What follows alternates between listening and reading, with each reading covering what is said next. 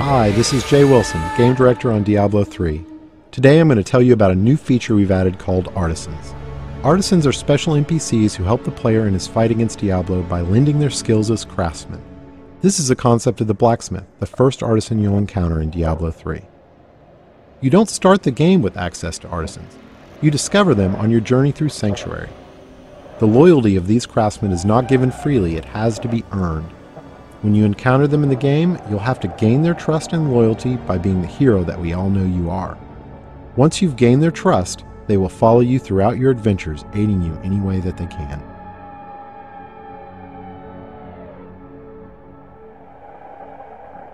We knew we wanted to add a crafting system to Diablo 3, but we felt that the idea that the player would have a side job on top of the immediate pressure of saving the world didn't really fit the tone of a Diablo game. We also didn't want the player to have to spend a ton of time banging on an anvil when they should be out killing things.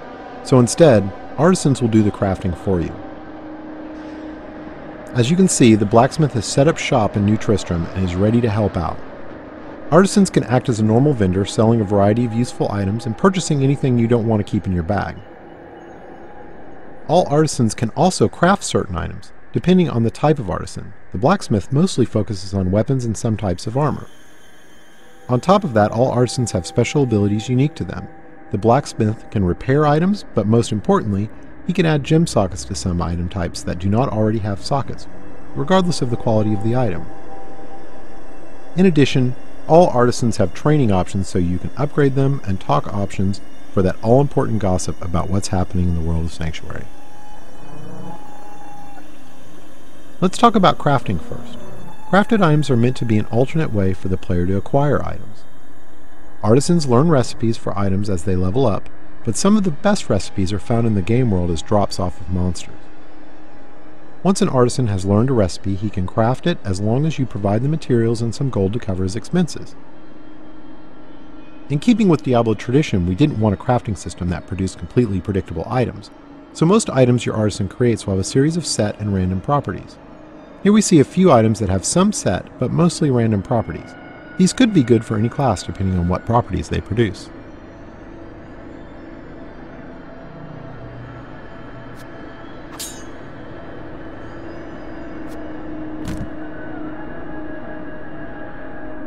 The main special skill of the blacksmith is his ability to add gem sockets to specific item types.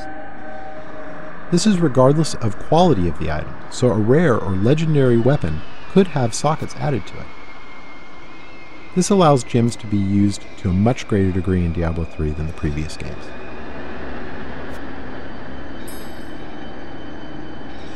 To craft items you need materials. Materials are acquired primarily through salvaging. You can use a special artifact you acquire that allows you to break items down into materials that can be reused in the crafting process. This has a couple of advantages.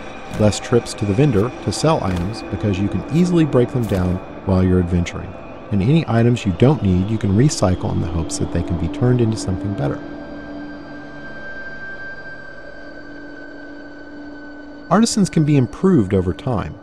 The artisan does this by using crafting materials you provide him to train and practice. As you can see, once you've acquired the right materials, the upgrade process is quick. The goal here is to put the time investment into acquiring the materials you need through fighting monsters, not have you spend tons of time in town with your vendor. One of the great things about artisans is that they are visualized in the world. As you can see, now that the blacksmith has leveled up, the look of his shop is improved. Here's an example of how much a single artisan can improve throughout the game with this fully upgraded blacksmith. Once you're done dealing with your artisan, you're free to take your newly acquired fat loot and return to monster fighting and rainbow viewing.